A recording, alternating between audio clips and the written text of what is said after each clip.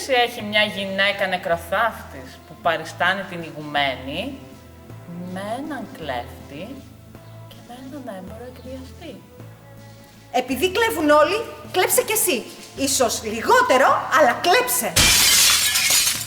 Νομίζεις ότι με ευχαριστεί να κάνω τον κλέφτη? Βρε, αν έφτασε σε αυτό το σημείο, είναι γιατί είμαι απελπισμένος. Έχω οικογένεια στην πλάτη μου. Ήθελα να βλέπεις τα μούτρα της γυναίκας και των παιδιών μου όταν γυρίσω στο σπίτι με τα χέρια άδεια. Τώρα όμως που πέθανα, μπορώ επιτέλους να ζήσω όπως ζουν κι αυτοί.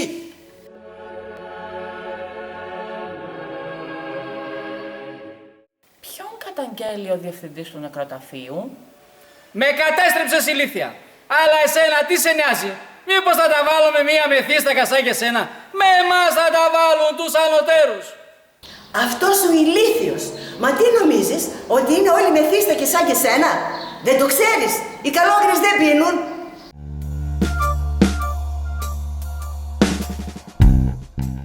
Ποιους απειλεί ο διευθυντής της αστυνομίας?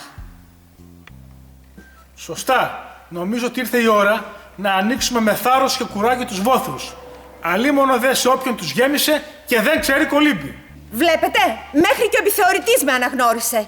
Η πραγματική ηγουμένη Αντωνία Ρανιέρη είμαι εγώ. Δεν είμαι αδερφή. Είμαι η ηγουμένη Αντωνία Ρανιέρη. Μη λέτε βλακίες.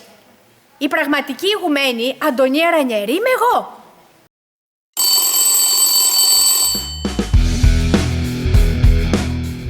Ποιοι φαίνεται ότι θα χάσουν τον ύπνο τους με το τηλεφώνημα της εισαγγελέως?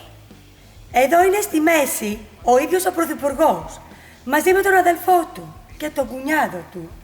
Ναι, ναι, και ο θείος του, ο Μητροπολίτης και κουμπάρι.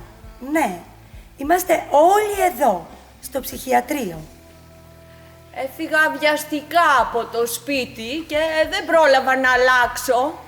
Όμως, όπως βλέπεις, τα εσώρουχά μου είναι μαύρα. Στις 3 η μία δώρο.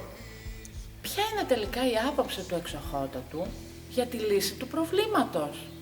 Μπορείτε να μου πείτε πώς θα κυβερνηθεί η χώρα όταν κανείς δεν θα πιστεύει τον παπά που υπόσχεται τον παράδεισο ή το στρατιωτικό που εξυμνεί το γενναίο θάνατο για την πατρίδα? Πώς θα τα βγάλουμε πέρα όταν ο κόσμος δεν θα ικανοποιείται με υποσχέσεις? Ένα μικρό άνοιγμα του κρανίου για αέρισμα του εγκεφάλου και μετά κλείσιμο. Βλέπετε τι ωραία δουλεύει. Μη του δίνετε σημασία. Δεν είναι πραγματικός γιατρός. Ένας τρελός είναι όπως όλοι οι άλλοι. Για χόμπι όμως κάνει τον καθηγητή. Οι γιατροί τον αφήνουν γιατί τους φαίνεται χρήσιμος. Και επιπλέον γλιτώνουμε και ένα μισθό γιατρού. Κάθε τόσο καταφέρνει να πιάσει έναν ασθενή, τον οποίο τον πηγαίνει στα κρυφά στο χειρουργείο και του κάνει μεταμόσχευση εγκεφάλου. Αλλά τίποτα το σοβαρό. Κατά βάθος, το αποτέλεσμα είναι το ίδιο σαν να χειρουργεί ο πραγματικός καθηγητής. Κανείς δεν καταλαβαίνει τίποτα. Για χαζή με περνάς. Αυτή τόση ώρα πλεονίζουν τον πάγκο. Και η αστυνομία τι κάνει? Δεν υποχωρούμε. Πώς θα εξασφαλιστεί η κοινωνική ηρεμία? Βιαστείτε, εγχειριστείτε κι εσείς. Μην χάνετε χρόνο. Κάντε έτσι κι εσείς. Μην χάνετε χρόνο. Μην τους ακούτε αυτούς. Είναι ψυχοπαθείς. Για αυτούς θα γράψω μουσική για τη θεραπεία τους. Για την κοινωνική ηρεμία. Τελικά, μάλλον η λύση είναι ας εγχειριστούμε όλοι για να ελαττώσουμε τον εγκέφαλο. Αυτή